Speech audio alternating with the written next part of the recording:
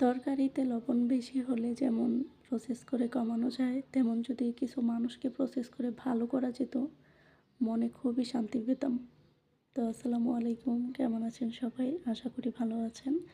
আমিও আল্লাহর রহমতে ভালো আছি। তো এই তো অনেক দিন কোনো ভিডিও দেওয়া হয় না, অনেক বিজি, এই জন্য ভিডিও করাও হয় না। তো এই তো এটা কবের ভিডিও ভুলে গেছি। তো প্রথমে আমি ডাঁটা শাকগুলো রান্না করছি। তারপরে আমি ডাঁটা তরকারি রান্না করেছিলাম গতকালকে রাতে। সেটাতে ভয়ানকভাবে লবণ বেশি হইছে। দ্যাটস ওয়াই আমি আবার এই তরকারিটাকে প্রসেস করে যেন লবণ একদম প্রপার হয়, সেভাবেই আবার পুনরায় রান্না করেছি চিংড়ি, আলু দিয়ে। তো এই তো রান্নাবান্না করছি।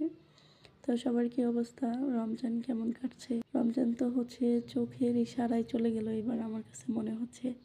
তো খুবই ভালোই কাটছে, কোনো কষ্ট হয় নাই, কোনো সমস্যা হয় নাই। আল্লাহর কাছে লাখ লাখ শুকরিয়া। তো এই তো আমার রান্নাবান্না আমি অলরেডি ভাত রান্না করেছি, শাক রান্না করে ফেলেছি, এই তরকারিটাও হয়ে গিয়েছে। দেন আমি সেহরির জন্য রান্না করে নেব। সেহরির জন্য আমি রান্না করেছি মাছ ভুনা, রুই মাছ ভুনা টমেটো দিয়ে। তো এই তো প্রথমে মাছগুলো ভেজে নিচ্ছি। তো মাছগুলো ভেজে নেওয়ার পর আমি আবার শুধু মাছ বোনা দিয়ে তো খাওয়া যাবে না, সেই জন্য আমি সাথে বেগুন ভাজাও করছি। তো এই তো আমি একটা প্যানে বেগুন ভাজা বেগুনগুলো দিয়ে দিচ্ছি।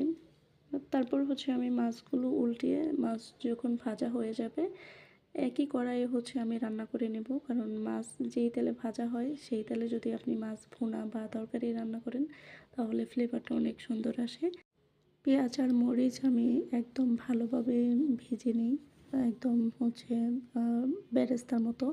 তো ভেজে নেওয়ার পরে আমি মশলাগুলো দিয়ে দিই, মরিচের গুঁড়া, হলুদের গুঁড়া, লবণ, ধনিয়ার গুঁড়া, একদম অল্প অল্প করে দিই। কারণ যেহেতু ভোর রাতে খাবো, বেশি মশলা হলে আবার খাওয়া যায় না, বেশি ঝাল হলেও খাওয়া যায় না। তো এখন আমি মাছ আর টমেটো দিয়ে দিব। আর মাছ টমেটো দিয়ে আমি জাস্ট কিছুক্ষণ নেড়ে দিই। কারণ টমেটোগুলো যদি বেশিক্ষণ কষানো হয় তাহলে গলে যাবে, আর গলে যাওয়ার পরে এটা খেতে ভালো লাগে না আমার কাছে। সেই জন্য আমি একটু টমেটো আস্ত আস্ত রাখি। এখন আমার রান্নাবান্না কমপ্লিট। সবাই যদি আমার ভিডিওগুলো ভালো লাগে থাকে শেয়ার করে দিবেন। ধন্যবাদ সবাইকে। আসসালামু আলাইকুম।